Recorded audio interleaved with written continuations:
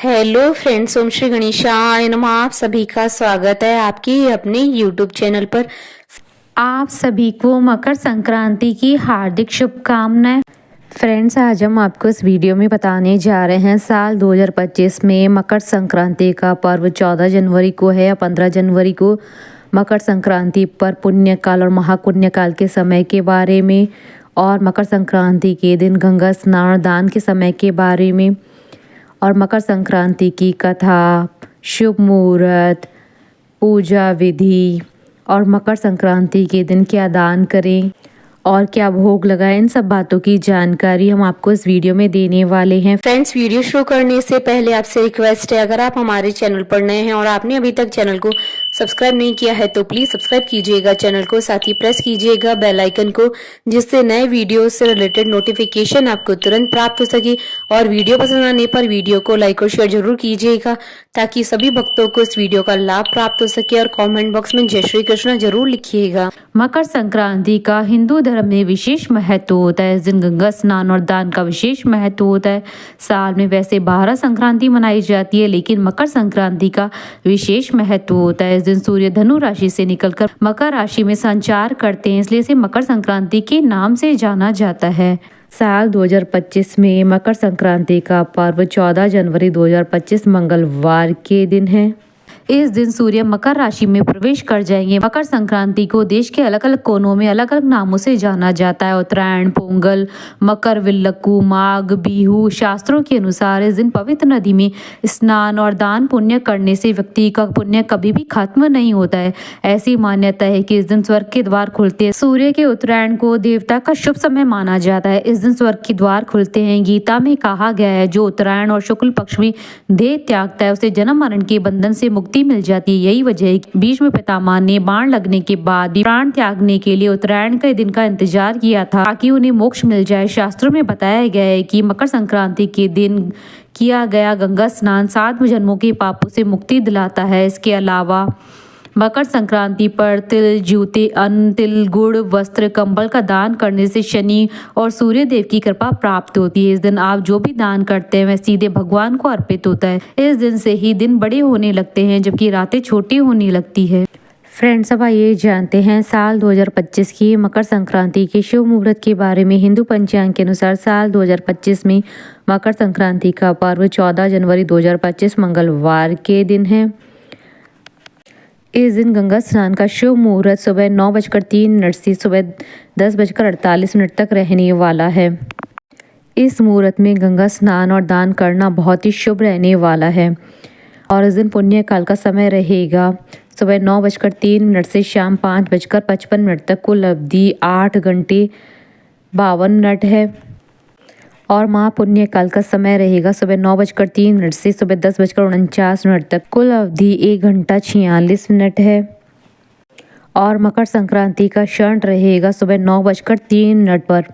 Friends, अब आप हमारे चैनल पर ज्वाइन बटन को दबाकर हमारे चैनल के मेंबर बन सकते हैं। हम हमारे चैनल के मेंबर्स के कमेंट्स को टॉप प्रायोरिटी पर रखकर उनका रिप्लाई करते हैं। फ्रेंड्स, अब आइए जानते हैं मकर संक्रांति की पूजा विधि। पूजा करने के लिए सबसे पहले उठकर साफ सफाई कर ले। इसके बाद अगर संभव हो तो आसपास किसी पवित्र नदी में स्नान करें। यदि ऐसा ना हो तो घर पर गंगा जल मिलाकर ही स्नान करें। आचमन करके खुद को शुद्ध करें। इस दिन पीले वस्त्र पहनना शुभ माना जाता है, तो पीले वस्त्र धारण कर सूर्य देव को अर्घ्य दें। इसके बाद सूर्य चालीसा पढ़े और आदित्य हृदय स्तोत्र का पाठ करें। अंत में आरती करें और दान करें। इस दिन दान करने का खास महत्व माना गया है। मकर संक्रांति के दिन सूर्य दक्षिणायन से उत्तरायण होते हैं। सूर्य का उत्तरायण होना बेहद ही शुभ माना जाता है। पौराणिक मान्यता के अनुसार असुरों पर भगवान विष्णु जी की विजय के तौर पर भी मकर संक्रांति मनाई जाती है। मान्यता है कि मकर संक्रांति के दिन ही भगवान विष्णु ने पृथ्वी लोक पर असुरों का संहार कर उनके सिरों को काटकर मंदरा पर्वत पर गाड़ दिया था। तभी से भगवान विष्णु की इस जीत को मकर संक्रांति पर्व के तौर पर मनाया जाने लगा। इस मौके पर लाखों श्रद्धालु गंगा और अन्य पावन नदियों के तट पर स्नान और दान धर्म करते हैं। पौराणिक मान्यताओं के अनुसार स्वयं भगवान श्री कृष्ण ने कहा है कि जो मनुष्य मकर संक्रांति पर देह का त्याग करता है उसे मोक्ष की प्राप्ति होती है, वह जीवन मरण के चक्कर से मुक्त हो जाता है। ऐसी मान्यता है कि जब तक सूर्य पूर्व से दक्षिण की ओर चलता है उस दौरान सूर्य की किरणों को खराब माना जाता है, लेकिन जब सूर्य पूर्व से उत्तर की ओर गमन करने लगता है तब उसकी किरणें सेहत और शांति को बढ़ाती है। इस वजह से भी साधु संत और वे लोग जो आध्यात्मिक क्रियाओं से जुड़े हैं उन्हें शांति और सिद्धि प्राप्त होती है। मकर संक्रांति से ही ऋतु में परिवर्तन होने लगता है, शरद ऋतु क्षीण होने लगती है और बसंत ऋतु का आगमन शुरू हो जाता है। इसके फलस्वरूप दिन लंबे होने लगते हैं और रातें छोटी हो जाती है। मान्यता है कि मकर संक्रांति के दिन सूर्यदेव अपनी पुत्र शनिदेव के घर जाते हैं। सूर्यदेव इस दिन मकर राशि में जाते हैं। शनिदेव को मकर और कुंभ राशि का स्वामी माना जाता है। इस कारण से यह दिन पिता और पुत्र की अनोखे मिलन को दर्शाता है। मकर संक्रांति के दिन तिल और गुड़ से बने लड्डू और अन्य मीठे पकवान बनाने की परंपरा है। तिल और गुड़ के लड्डू बनाने के पीछे का महत्व यह भी है कि इस समय सर्दी का मौसम होता है, जिस कारण तिल और गुड़ से बने लड्डू स्वास्थ्य के लिए लाभदायक होते हैं। मकर संक्रांति के दिन विशेष रूप से खिचड़ी बनाने और खाने और दान करने का विशेष महत्व होता है, इसलिए बहुत सी जगहों पर इस पर्व को खिचड़ी पर्व के नाम से भी जाना जाता है। मकर संक्रांति के दिन गर्म वस्त्र, तिल की मिठाइयां, खिचड़ी के साथ धन आदि के दान देने से शनि त्रस्त व्यक्ति को कष्टों से मुक्ति मिलती है। गरीब तथा अपाहिज और मजदूर वर्ग के सभी लोग शनि के प्रतिनिधि माने जाते हैं और इन्हें कभी नहीं सताना चाहिए और इस दिन घर के बड़े बुजुर्गों के चरण स्पर्श करके उनका आशीर्वाद लेना चाहिए और उन्हें तिल से बनी मिठाइयां और गर्म वस्त्र उपहार स्वरूप भेंट करना चाहिए। ऐसा करने से सूर्य देव प्रसन्न होते हैं।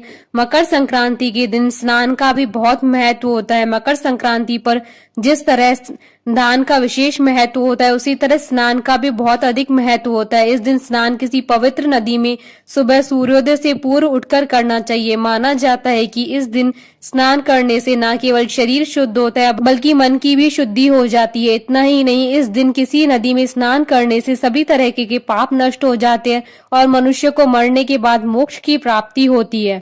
जो भी व्यक्ति मकर संक्रांति के दिन शुद्ध घी और कंबल का दान करता है वह अपनी मृत्यु पश्चात जीवन मरण के इस बंधन से मुक्त होकर मोक्ष की प्राप्ति करता है। मकर संक्रांति के दिन तिल दान से 100 गुना फल की प्राप्ति होती है। तिल दान या तिल से बनी सामग्री ग्रहण करने से कष्टदायक ग्रहों से छुटकारा मिलता है।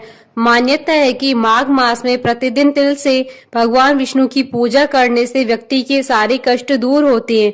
मकर राशि के स्वामी शनि देव हैं। सूर्य पुत्र होने के बावजूद उनका सूर्य से शत्रुवत संबंध होता है। ऐसे में शनि के भाव में सूर्य की उपस्थिति से कष्ट न हो, इसलिए मकर संक्रांति के दिन तिल का दान और सेवन किया जाता है। फ्रेंड्स, अब आइए प्रारंभ करें मकर संक्रांति की कथा। 18 दिन तक चले महाभारत के युद्ध में भीष्म पितामह ने 10 दिन तक कौरवों की ओर से युद्ध लड़ा। रणभूमि में पितामह की युद्ध कौशल से पांडव व्याकुल थे। बाद में पांडवों ने शिखंडी की मदद से भीष्म को धनुष छोड़ने पर मजबूर किया।